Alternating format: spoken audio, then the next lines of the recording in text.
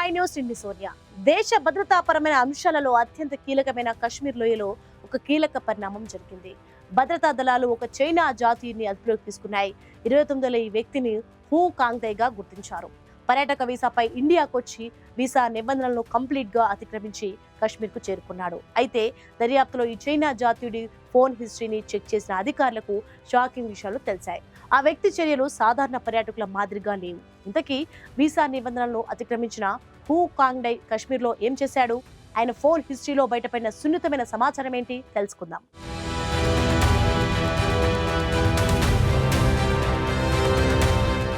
కశ్మీర్ లోయలో tension. November 19న tourist వీసాపై ఢిల్లీకి వచ్చిన చైనా జాతీయుడు హూ కాంగ్డై తనకు కేటాయించిన రూట్ ను కంప్లీట్ గా పక్కన పెట్టాడు.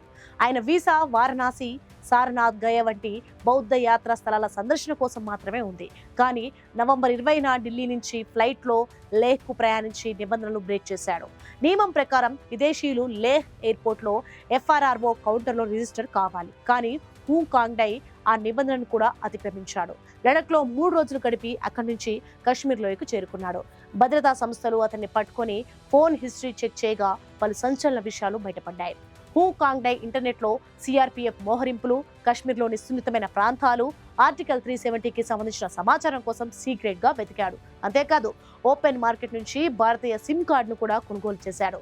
ఇది కూడా కంప్లీట్ గా ఇల్లీగల్. శ్రీనగర్ లో రిజిస్టర్డ్ కానీ గెస్ట్ హౌస్ లో బస చేసిన ఇతను పర్యాటకులు వెళ్ళని అనేక కీలక ప్రాంతాలను చుట్టొచ్చాడు.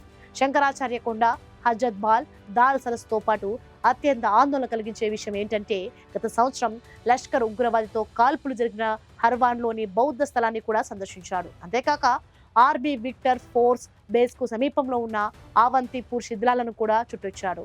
ఇవన్నీ కేవలం సాధారణ పర్యాటకుల చర్యలు కావు. హూ కాంగ్డై వీసా ఉల్లంఘనకు పాల్పడ్డాడని అధికారులు కన్ఫర్మ్ చేశారు. అతని రియల్ ఇంటెన్షన్ ఏమిటనే దానిపై భద్రతా దళాలు మరింత ఇంటెన్సివ్ దర్యాప్తు చేస్తున్నాయి.